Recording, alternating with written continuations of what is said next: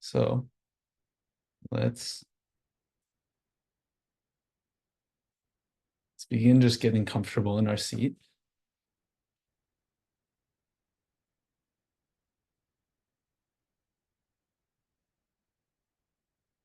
And as you're ready, if you feel comfortable doing so, you can let your eyes come closed. And if you decide to stay on camera, nobody sees you anyways because the whole spotlight is on me. And no worries if you want to go off camera too. That's fine.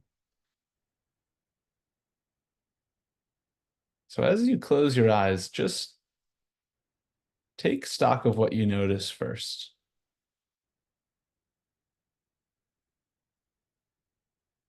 Maybe you notice some sounds around you.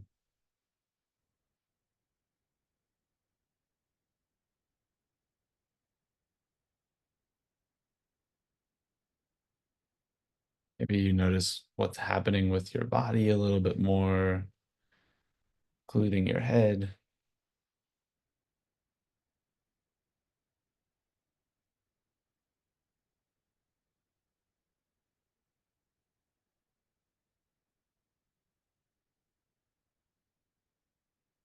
Maybe you notice these thoughts that have been vying for your attention.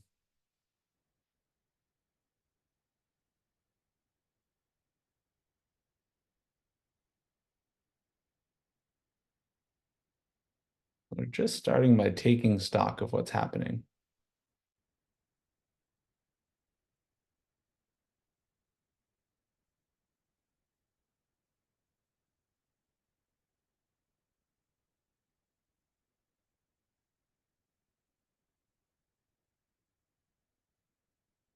And as you're taking stock of what's happening, see if you can just physically relax your body a little bit into whatever's happening. So maybe that means resting back into your chair a little more or your cushion.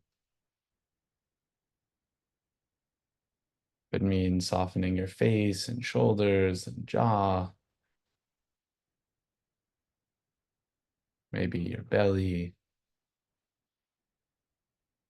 Seeing what else you can just let go of, just to sit for a few minutes. Short practice today.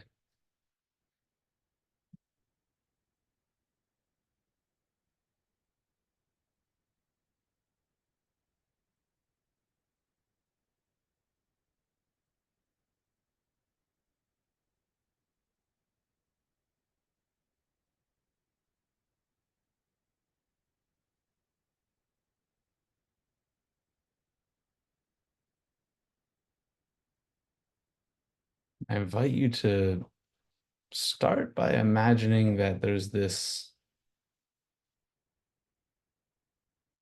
awareness. You can almost think about it like a ball or an orb of some sort. So you're just using your imagination here, not saying or thinking that this is real, but imagining that there's some sphere of awareness inside your head. You're feeling your head from the inside out.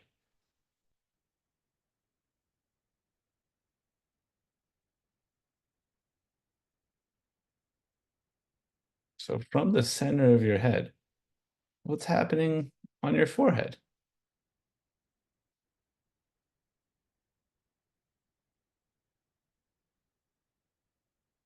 What's happening on the back of your head?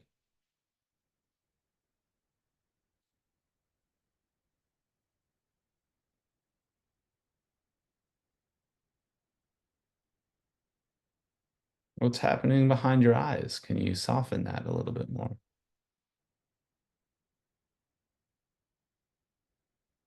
Maybe even some gentle movements of the face. I invite you to intentionally move your face and your head in very slow, methodical ways. Maybe trying to just gently raise your eyebrows.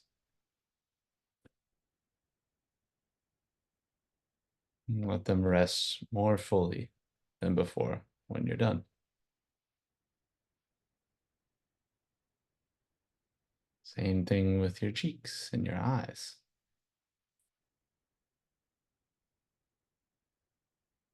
So a little bit of activity and then letting them go.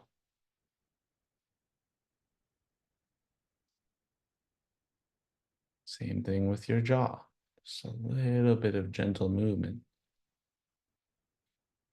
Nothing big, no big stretches or changes or corrections.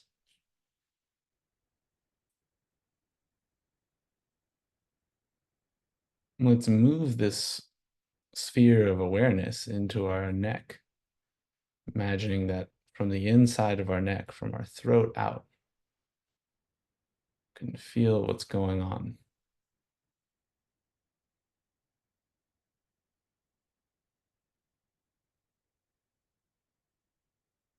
Just gently circle your neck one way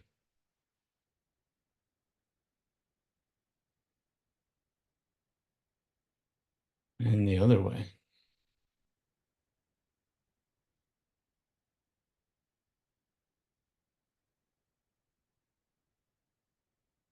And as you do this, still being inside your neck,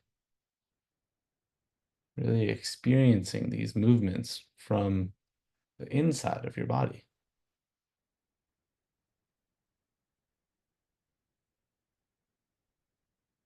Let's try that with your arms. If you can, see if you can do this with both arms at the same time. Imagining this sphere or orb moving down your arms, feeling your arms from the inside out.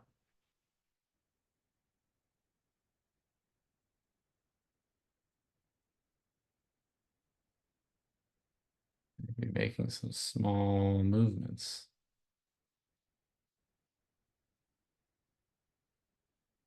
When you get to your hands, small movements with your hands.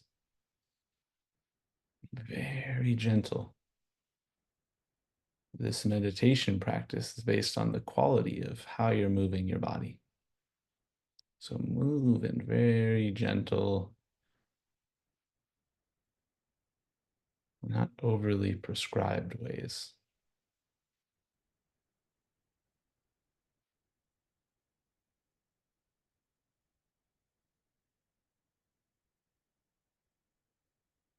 Let's try to imagine that this orb is in the center of our torso, in the center of our chest, actually, close to our heart. Just existing there for a second, maybe feeling your heartbeat if you can.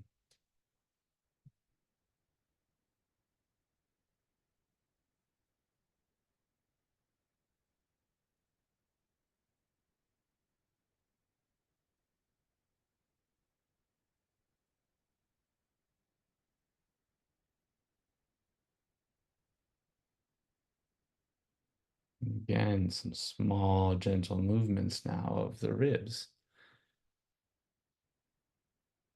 Seeing if you can just maybe lean your chest forward and back or circle around.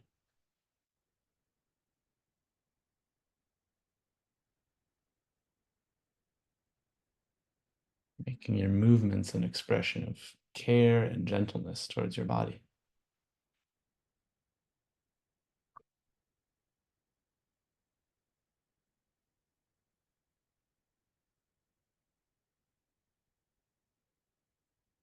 And then to your belly.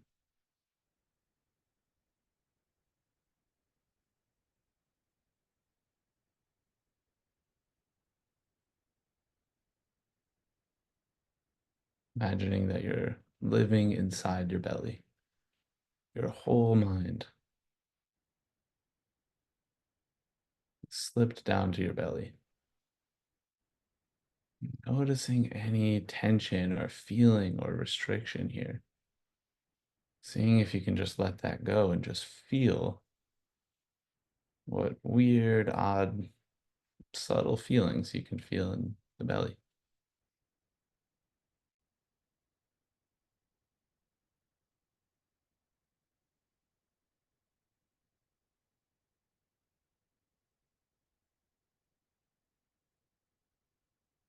And last one, just moving that belly around.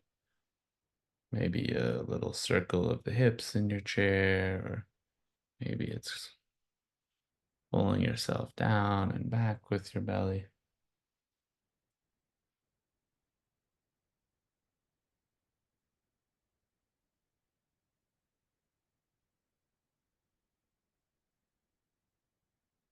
We'll just sit a moment here,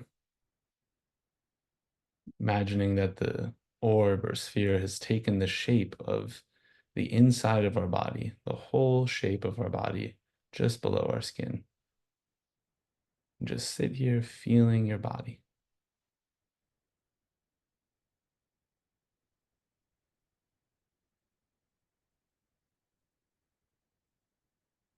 Whatever feeling sticks out is right.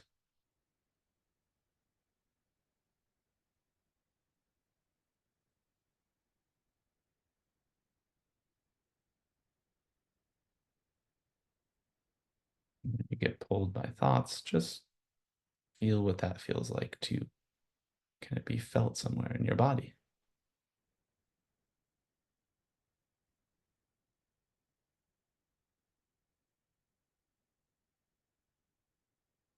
When you're satisfied, you can start to close your practice, making some movements with your whole body, trying to keep the movements gentle, just like the rest of the practice.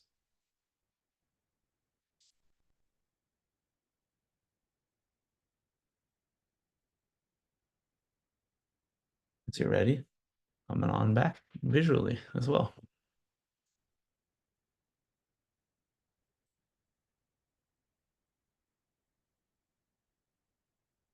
All right, Peter, over to you. Awesome, Sam. Thank you for that practice. I was just imagining for a moment being able to do a similar practice before beginning physical activity and just being in touch with my body and sensing what's going on. So just want to welcome everyone here tonight for our workshop and meditation practice also, and conversation on exercise, fitness, this crossroads that so many of us deal with a lot of times living with diabetes. And we have two amazing facilitators tonight in the practice, Sam and Lauren. So just want to open it up perhaps to you both. And maybe if you can talk a little bit about historically your relationship to sports, activity, fitness, your path with diabetes, and maybe where these cross for you, and perhaps how it's changed also, and begin to share a little bit about what's going on there. And also, just to note, everyone here will have plenty of time for questions and make this interactive conversation. It's a good group. If there's any questions that come up you want to pop in the chat, we'll make sure we address them as well. So maybe Lauren, why don't you kick us off tonight, and welcome. Sure. Thank you, you guys. I think it's so great to be able to have these discussions. As you may have seen in the chat box, I've had type 1 for 31 years. It's pretty crazy. I just hit the diversity. I don't know my exact date. I just know that it's right before Halloween, because Halloween then became quite the event in my house with my parents. That first, that first one, you know. So to where I am today as a dietitian and a diabetes educator is I know I'm in a position to help others learn from my mistakes. And this is a great place to give you kind of an intro into how I got here was through making a lot of mistakes, and a lot of them were through physical activity. So growing up, I was encouraged to be very, very active. I've got two older brothers who were athletes. My dad, to this day, is a ski instructor. This was around me all the time. But this was one of those things after being diagnosed that I would be yelling at the sky, why is this so hard? Why can't I get this figured out? And we have sensors today. We have super smart pumps today. There's lots of great things to protect us now, but at that time in the late 90s, I didn't have these protections, and there was a lot of guessing that went on. And throughout that guessing, there is a buildup of fear. There's a buildup of questions. There's a buildup of kind of some of that why me difficulties. And so when I was publishing my book, I knew I had to get really vulnerable to talk about these things because they were no longer my problems. As I got throughout the country, I was traveling with JDRF, it's now Breakthrough T1D, and I was giving these talks about exercise before I published my book. And that's when I learned that my problems growing up were so many other people's problems too. So I had to become vulnerable in what I wanted to talk about with exercise. So I came to a crossroads like so many of us do. It was in my early 20s, and I knew I needed to get healthier one way or another because the clinic wasn't going to save me. I needed to save me. And I really focused on nutrition. But by focusing on nutrition, I had more energy than I knew what to do with. And the first thing I did was hop up on my bike that was in my parents' garage from when I was like 13, 14 years old. It still fit. And I went out with that bike and I felt that freedom. And I was like, I could do this again. So I got really into the cycling world because of Team Type 1 as they were known then. It was like 2007, 8, 9. 2009, they did a race across America and they won. And I was like, people with Type 1 can't do this. There's no way. No way. We aren't built for this. And I was just my own worst enemy in that frame of mind. But that was the frame of mind that I grew up to understand out of fear. So I thought, okay, well, great. All these things can happen. How am I going to figure it out? But I chose to go back to school into the dietitian track, and I took one class at the University of Minnesota, and it was a spin class, and it owned me. It was for me. And I just remember thinking, I don't even like this music, but hey, this energy, like, yes. And from that moment on, I wanted it more than I was afraid to try. And so still no glucose sensor. I would go to the gym when no one was there. I'd get up on a spin bike. I started to study myself. I studied the timing of my nutrition. I studied myself 20 minutes at a time and timing of the food, how I exercised in a controlled environment. There's nothing like a bike that doesn't move, you guys. You can't get hit by a door. You can't crash. That's wonderful because it's you, it's your body, it's your glucose, it's your time, and it's valuable. And that's what I found out. And I think I learned a lot of lessons about self-worth and that study of me also. So then as nervous as all get out, I went and auditioned for a Saturday morning cycling job like it was the career of a lifetime. And 14, 15 winters now later, I'm still teaching on a Saturday morning. I teach 3 to 4 classes a week. I'm teaching 3 classes on Black Friday. It's going to be bananas. So anyway, it's going to be a very interesting. I have never actually taught 2 classes in one day. So yeah, I'm going to have all sorts of lessons for you at that point. So I was my own experiment. And that's how I am here today, is that exercise physiology and having to learn so much about it just in my own time taught me so much about living with diabetes. They go together like peas and carrots. And it is kind of part of our job of taking care of ourselves is actually to really dig into the exercise science.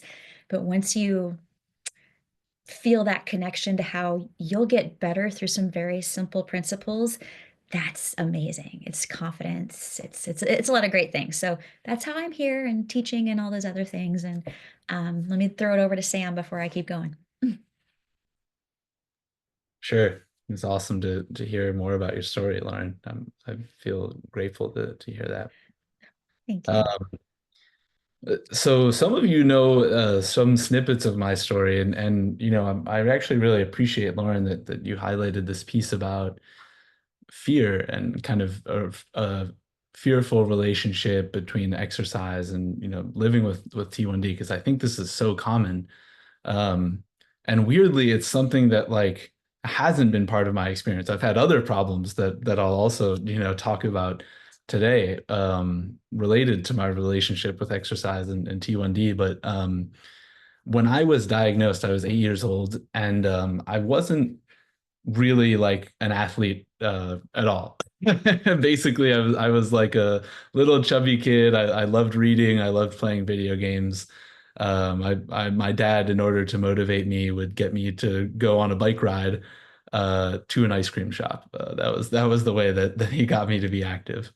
And something happened when I was diagnosed. I lost weight, as you know, most of us do around the time we're diagnosed, and I lost weight, and I was starting to hit some sort of growth spurt, anyways. And then the other thing that happened was I had just watched The Matrix, and I was like, oh, like I want to be able to do martial arts, and so then I started martial arts.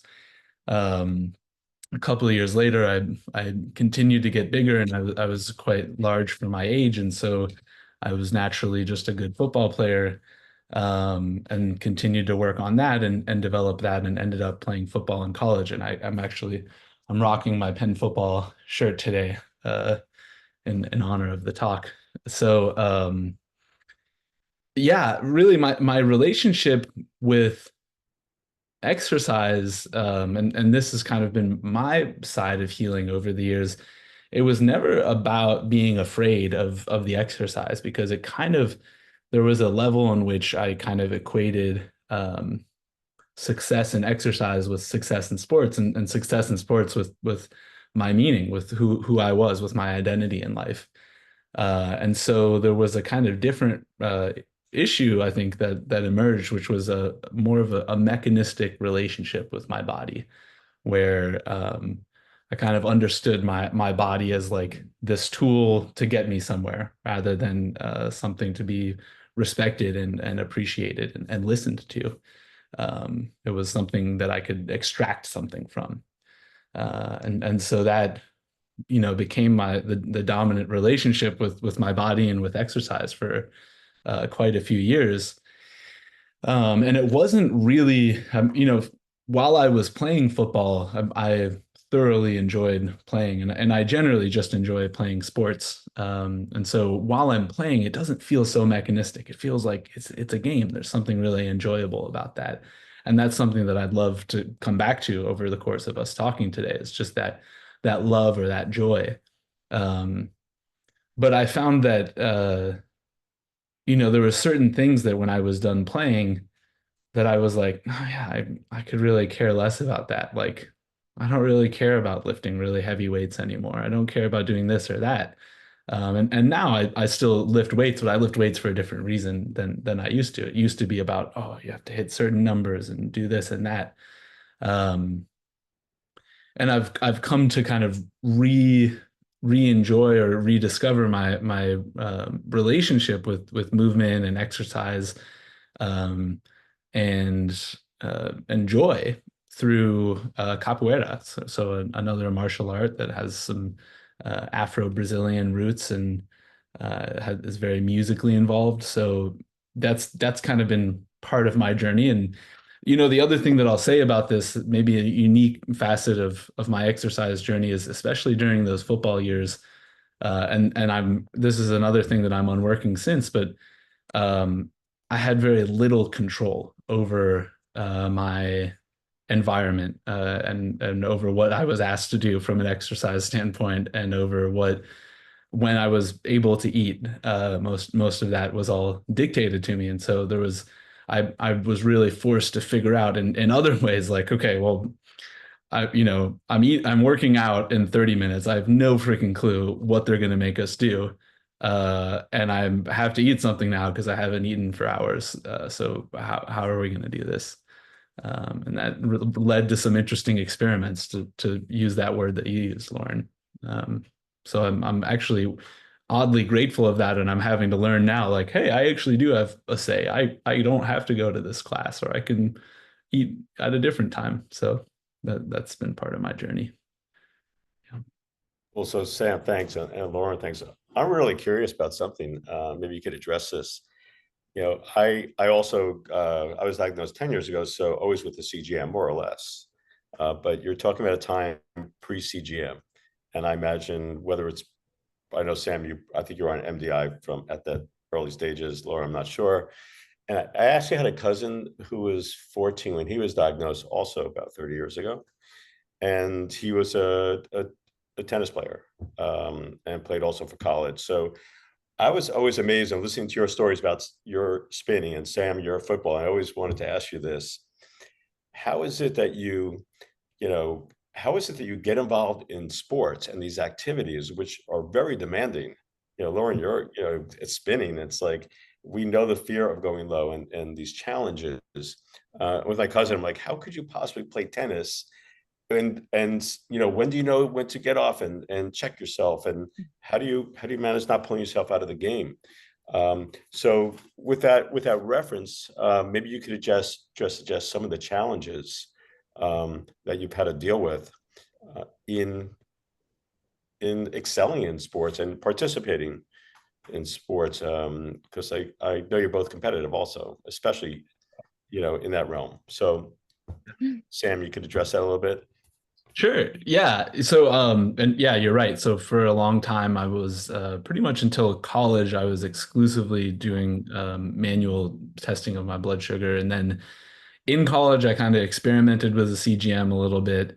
I was very concerned about my CGM being knocked off, which was actually turned out to be quite reasonable, and it was substantiated when I did try to use the CGM. It did get knocked off while playing.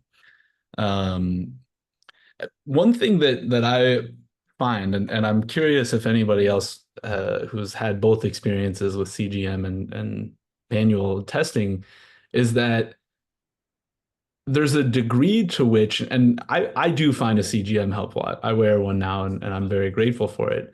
But there's an extent to which, at a certain point, the more information doesn't become more helpful.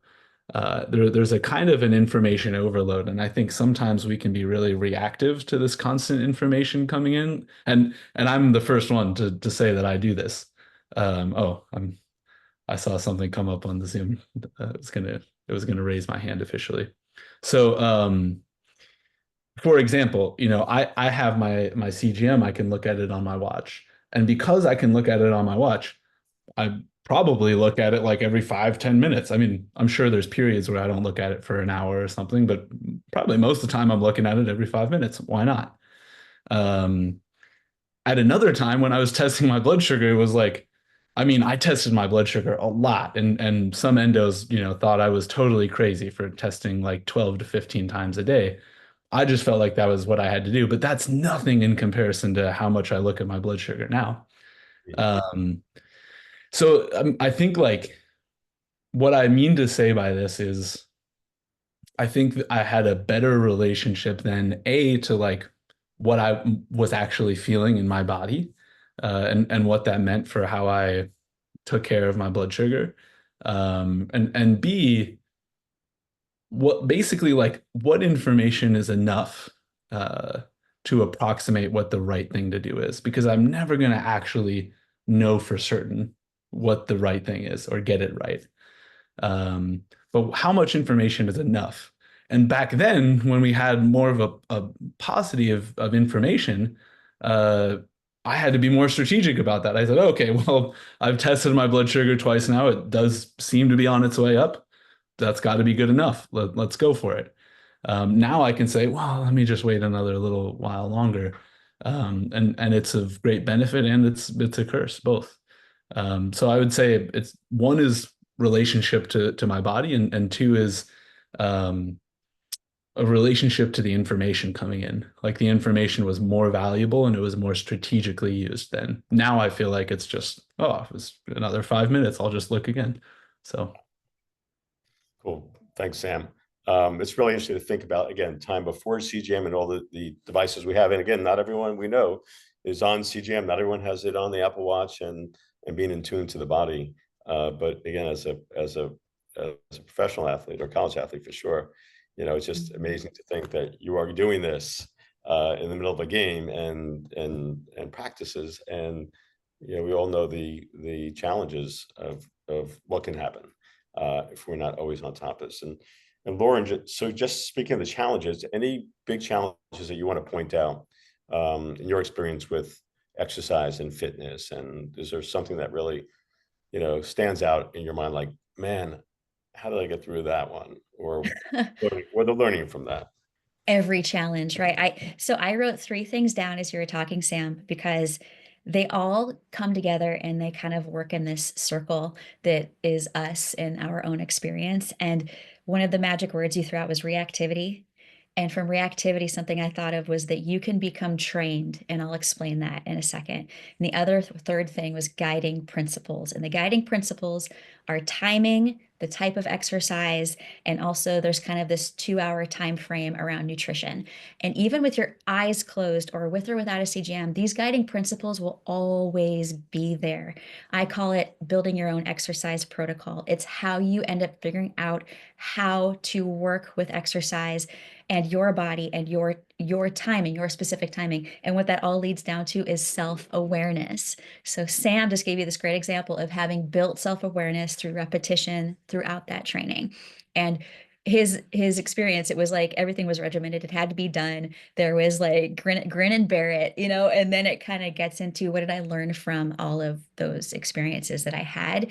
And for me, I mean, through all of these things, that reactivity is stuff that we can go through no matter how much we do this. And if I hadn't gone through this stuff myself, I wouldn't be able to teach it because it like I have my CGM in my face when I'm teaching classes because it's on my phone and I need to watch nutrition timing. I have 3 clocks, or excuse me, I have to watch the 3 clocks with CGM timing, the music timing, and the interval in itself. And there are really no rest moments in a cycling class. There's some recovery stuff, but I have to really pay attention to these things. And I had some serious fear to overcome with this. Oh my gosh, I'm going to go low in a class of 25 people. I'm going to blow it. I'm going to be the diabetic kid. Like all this was my self-talk. So maybe I was my worst enemy because it was the self-talk. It was the language that I was using to make it seem like I was climbing a mountain.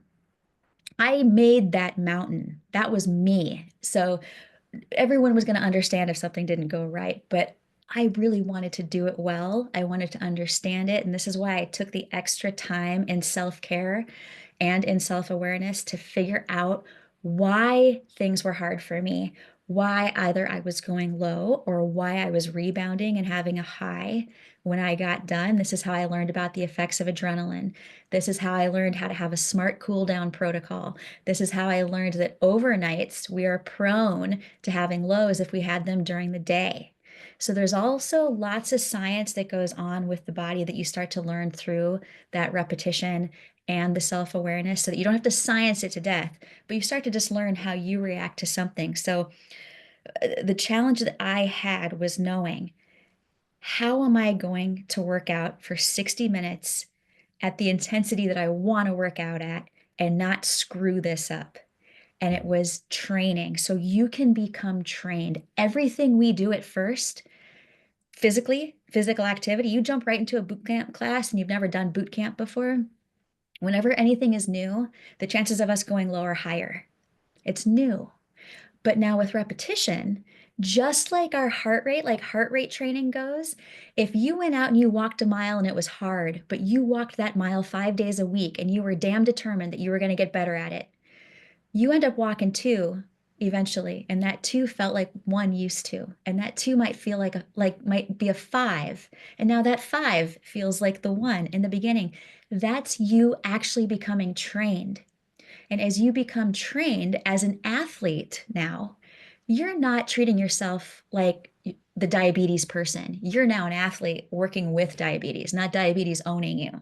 Mm. So that's how it works with training. You get more used to this, you get better at the activity itself.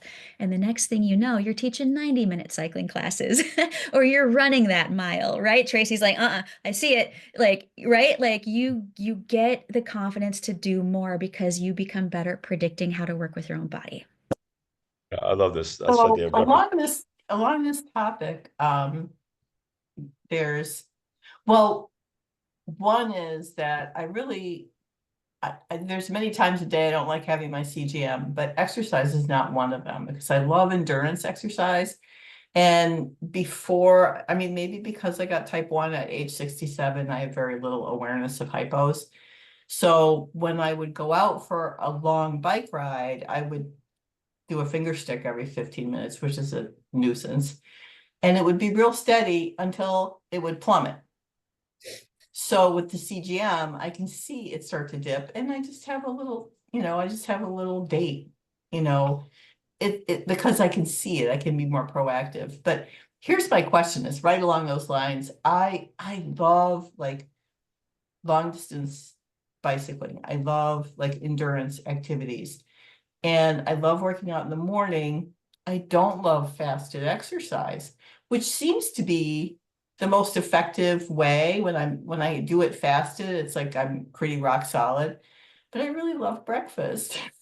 So I don't know if anyone has found solutions other than fasted exercise, or if I need to just suck it up and get out there hungry. But that's my quandary that I would love any input on. Lauren, it's like, I think it's, Phil, that's you. Yeah, Susan, you might not love what I'm going to say, but I'm going to try to give you some options. Okay. So here's what some research has told us about having type 1 and fasting, which there's not a ton. And also with the research we have to think, well, how does that actually affect me and my activity and my fitness level at my age and my type 1 journey? So we can look at the research and then we kind of have to individualize that into the reality of our existence. So what we've learned about fasting is that we're waking up in the morning at the time of day when most human beings are more prone to have high blood sugar anyways. It's when our hormones, it's when our liver says, hey, get up, it's time to go to work. And so our body shoots out a little bit of that storage form of glucose, that glycogen starts to come into our system a bit. So we can kind of talk about dawn phenomenon when we wake up in the morning. Everybody has a different experience between the 4 a.m. and the 8 a.m. But usually we're more prone to our blood sugar going up in the morning. Do you guys agree with me? You kind of experience that this is the time of day when I do tend to naturally have a rise. And nobody knows this like we do because we measure it. But if every human was monitoring this, they'd probably notice the natural rise in their blood sugar in the morning. So it sounds like it's an ideal time to head right into a fasted workout, right? Well, what we've learned is that 20 minutes is really a great amount of time to have a very low intensity, like zone 2. Susan, you're probably going to hate this, but zone 2 is kind of that heart rate where we've picked up the pace. We can speak to someone next to us. It might be the pace at which our dog gets going when they're pretty quick, depending on what kind of dog you have. That's why I always say one of the best things that you can do in the morning, if we want to call it a fasted workout, is do a 20-minute walk with the dog, something kind of brisk and get going. And the reason why research tells us 20 minutes is because if we start to go longer or we start to go more intense, we tend to get that adrenaline effect that starts to then send blood sugar up. Now we're getting frustrated because we're like, I haven't eaten anything. Why am I going up? What the heck is this about? I'm completely fasted. But two things are going on in your physiology is your liver says you need a little bit of sugar just because we have to wake up. There could be some hormones present here in the morning. And then all of a sudden, your song comes on and you decided to sprint and you had a little bit of an adrenaline effect. However, you don't have any food on board. So if you're done with this workout and you realize you need to give yourself like a half correction dose, which it's just a half when it comes to exercise, if we see that our blood sugar is going up, when we want to deal with that correction, the half is what's recommended across the board, not the full correction. Our blood sugar is going to react very quickly to that because we've been aerobically moving. So it's pretty easy to reset ourselves at that point back into range where we want it to be. But we do have to really think about how hard can I go in the morning before I end up having a high? And is it better for me just to go ahead and eat something anyways and be conservative on the meal dose? Or should I just give it 2 hours, 2 to 3 hours, and let that fast-acting insulin clear before I go work out? So that's where the negotiation is between food timing and what you're actually doing if you want it to be in the fasted state. Is that helpful? I hate fasting. I only do it because sometimes it's just easier. And I don't know if it's my age, but I never ever go high during cardio. I sometimes it will inch up a little bit when I'm lifting weights and I'm like, oh look, I made it go up like those youngsters. But I don't know if that's just an individual thing with me, but it tends to. You're right. And like what you've observed is there's nothing strange or odd or anything about what you've observed. One thing I do want to mention about fasted is that there can be some impairment with recovery. Like if we're going into something and we don't have the nutrition on board, it's something to think about because with type 1, we do have the nature of because we run a little bit higher in blood sugars, there can be some mitochondrial impairment with us. The mitochondria is our little powerhouse. We need to love them and hug them for as long as we have them because we don't make more. We can preserve what we've got, and good nutrition and exercise helps to preserve these little guys, but also rest, repair, recovery, and having enough nutrients on board is a big deal. So if fasting like once a week on a rest day where you decide to fast through the morning and eat lunch or breakfast late, you end up in a 16-hour fast, that might be something to think about where you just kind of want to stay around that versus trying to work out in addition to the fast.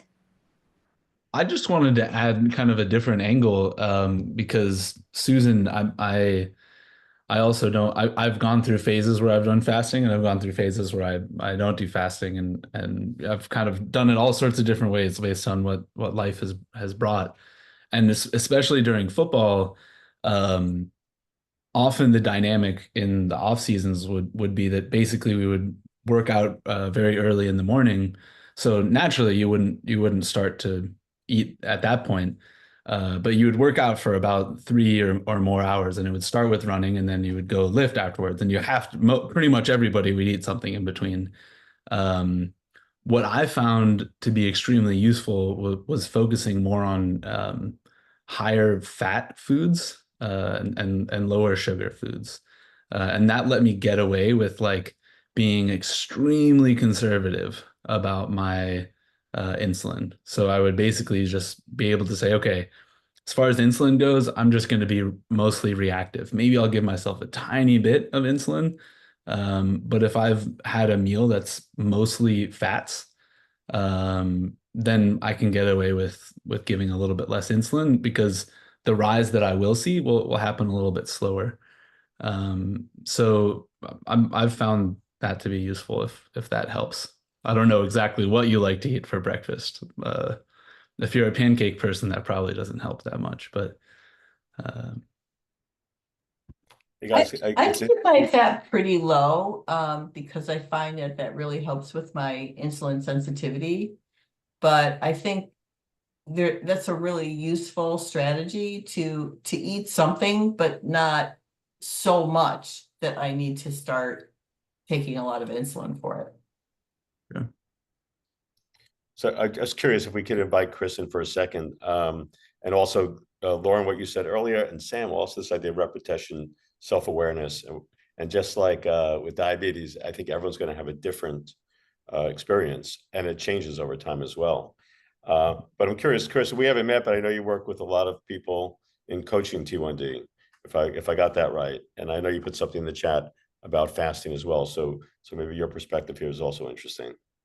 Sure. Hey guys. And yeah, I do a bunch of coaching on the side. I'm a personal trainer and I have run a type 1 meetup group for outdoor events like hiking and backpacking, stuff like that. So um, the comment that I put in, I do a lot of running, ultra running, marathons, half marathons, and just to highlight Sam's point, I'm a high fat, low carb diet.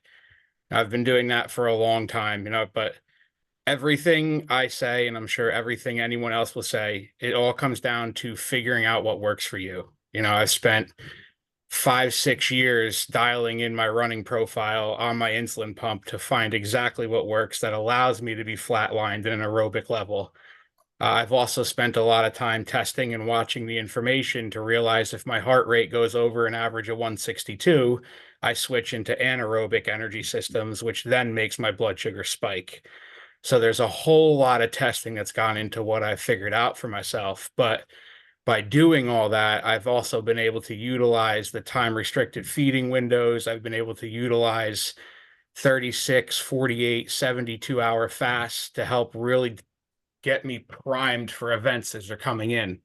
Like I said in the chat, though, like it's zone 2 workouts or lighter weightlifting workouts. If I look at my calendar and I see a strenuous workout coming up, I do not go into that fasted. because to highlight what Lauren said, I'm doing a lot of cellular damage if I go into a workout expending that kind of energy with no fuel on board. That again, that goes into recovery, sleep, everything gets affected if I try and take on a workout that I'm not properly equipped, I guess, nutritionally is the best way to put it. But you know, if you're consistent with what you do, I found at least, if you're consistent with what you do and the data you track, the sky's the limit on finding what works best for you as a diabetic. You know, I run fasted a lot. I run high fat, low carb. My best friend doesn't eat really any fat, eats more carbs in a day than I have in 2 weeks, and he performs pretty much the same as I do, but he's found what works for him. So that was just my input on that, because I know I'm a little bit of an outlier with the very low carb in the diabetes world and the fasted windows, but I like to add into any conversations I have that it took me years of trial and error to find what worked for me with these things. I also So just I love that you said that, Chris, and Jordy has also mentioned in the chat a few times something that I totally agree with, which is that when you start doing a new exercise, and this kind of gets to what Lauren was saying too around training, and Chris, what you're saying of like iterating over time. Um, Jordy, I also have had different kind of seasons of, you know, I'm doing this type of workout and then I'm not really doing it for a while, maybe because the seasons change or maybe because my routine changes. And I have noticed the same thing that you mentioned in the chat, which is that when I start this new exercise, all of a sudden I'm going to be much more susceptible to lows. And I recently started back up doing capoeira, this martial art that I mentioned again, and was just like at the start, I was like, oh man, I just cannot figure this out. I don't know how I did this before. I'm having lows every single time. I don't know if I can do this. And then slowly kind of figured it out, and it had less of a drastic impact on my blood sugar, and I worked around it a little bit better, like kind of all of the above. Um, I just wanted to highlight that and say, you know, I think part of this experience of like doing it, that's not to say like, oh, well, you know, we have type 1 diabetes. We shouldn't ever try a new exercise. We should only do the thing that we like. It's more just saying like, okay, well, I know that this is going to reliably happen when I go to this new type of workout. And like, how can I be more gentle about it? Like, Chris, I love that you brought in this looking to, you know, what do I have coming up in the coming days or, you know, tomorrow? Because like, you know, maybe I know in advance that this could be a little bit messy going into this exercise. And just knowing that helps, because I think part of our struggle with type 1 diabetes is that exercise can be really frustrating when you get a low. You're naturally primed to be more frustrated when your blood sugar is low anyways. And then you have a frustrating situation and your blood sugar is low. So that's really tough, and you can build up some really negative associations with working out that way. So I think just going into things knowing like, hey, this is probably going to be a messy shit show, and that's all right. All right, just checking the chat, and if again, if we could open this up to any other questions that are out there, but maybe this very important topic, and we'll watch the time, about insulin sensitivity, because, and I'll speak as a layman. I'm not a professional athlete. I didn't do sports in high school or was never really a master of anything. I like to bike, and I also, you know, basically sugar surf with exercise, meaning I watch my CGMs when I need to eat. And that's kind of how I managed to get through fitness and my workouts or biking. And of course, what you said earlier, the more I do something, so now I know when I bike, basically I'll do a 30-mile ride, what's going to happen. So I have that experience. But I'm really curious about insulin sensitivity. I hear so much how exercise and fitness can be so helpful for this. And for me, probably where I have a challenge here, understanding that, hey, if I did more of a certain type of exercise, I might be able to help my insulin sensitivity. So perhaps you could just address that. The importance of yeah. what exercise is even best for that. Yeah, insulin sensitivity is it's a specialty for me. It's kind of an obsession for me. I'm certified in it. It's weird. It could actually to kind of have studied it to that extent. But from the exercise standpoint, research just straight tells us that what actually happens during aerobic exercise is I think of it as this almost like this pulsing heart, like every cell, right? At normal, at rest, we're starting taking glucose all the time. Our brain takes in a ton while we're sleeping. Our brain is so active while we're asleep, and our brain loves glucose. Our brain totally runs on glucose. So as our cells are respirating and they're taking in good glucose and their mitochondria is feeling fueled on nutrients and all of this is going on. Now all of a sudden we're starting to go up into zone 2, zone 3, zone 4, zone 5. This is how our heart rate can kind of work. It's starting to pump really hard. When we're in that anaerobic zone, zone 5, we're only using sugar to power that body. That's why that zone 2 is so productive. That's where we can get all this training done, right? Zone 3, zone 4, we can start to feel this scaling up process going on as we get fitter. Well, when that when that cell starts to pump in a higher rate of glucose, it can start to enter the cell at 50 times the standard rate at rest. So like right now, we're all rested, we're after meditation, we're super chill, we're good, right? We're not anxious, we're feeling fine. So this is what we want to call that nice standard normal rate. Well, a little bit of exercise, it just starts to suck up glucose like crazy. That in itself is something that helps facilitate insulin sensitivity, is that it's like flexing the skeletal muscle. And the healthier that skeletal muscle is, the more efficient we will use insulin. And efficiency is the name of the game. Efficiency can be achieved just by walking daily. Wherever anybody's starting point is, insulin sensitivity can start to happen through exercise. I will tell you, nutrition is 80% of it. Nutrition is 80% of it. And I won't get into that tonight. But exercise can absolutely assist in the process. And if you love exercise a lot, this can be your tool for helping you see that more consistent exercise is, the less insulin you're taking to maintain the time and range that you're hoping for. And that's basically the simple answer for it. It's just great on all sides. And Tracy's question about related to A1C, meaning do you find that exercise will help lower A1C over time? So not a lot of us focus on nutrition and carb counting, but how might exercise help with A1C? And is this related to this insulin sensitivity? If you can control that variable, absolutely you could measure it. Like if you know that here's where my A1C is now, and I'm going to do something for the next 3-4 months very consistently without changing too many other things, that's going to be the control. Exercise will be the controlled variable here, where you will see that, wow, the only thing I changed here is I became more consistent with exercise. Maybe you added in weight training where you weren't doing that before. That's something that I've worked with people on, is they get really stuck on the same cardio all the time. And we try to shuffle things around and get them to start lifting weights and make that skeletal muscle work differently. And the healthier the skeletal muscle is, the healthier and more efficiently our whole body starts to work with glucose molecules. We want to get that glucose moving, and we want to use it really, really smarter and not harder. So yeah, A1C most likely is going to come down because perhaps your time and range is going up. And that's the one thing you start to see happening in itself. And now if your nutrition starts to become more insulin sensitizing also, that could be a double whammy. And that's where people have to really be careful that their lows don't start going through the roof. So then insulin has got to be adjusted at that point. Yeah, I'd love to add to that. I think, and I believe there actually is research about this. So, maybe we can take the next step of just answering your question in more simple terms, Tracy. I don't know off the top of my head.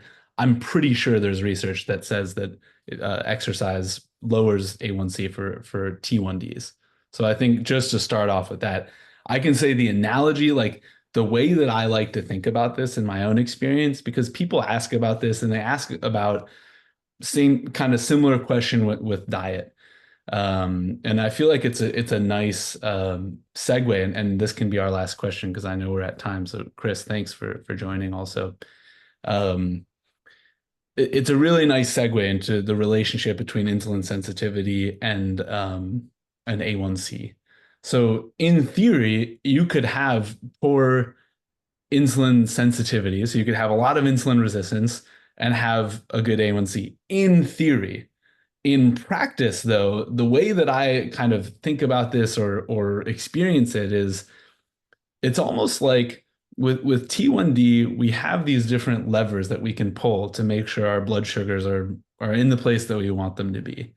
And when your insulin sensitivity is not very high, when you're very resistant to insulin, you've got this lever that's a really important lever, which is insulin and how it affects your body. And it doesn't work very well, right? So you're trying to pull it. You're trying to say, hey, let's get our blood sugar to come down now. And it's like, well, maybe we'll come down a little bit. But it's not working as well as you wanted. Versus when your insulin sensitivity is higher, which you can get that, like Lauren's saying, through exercise, you can actually get it through working with your stress levels also. You can get it through sleep.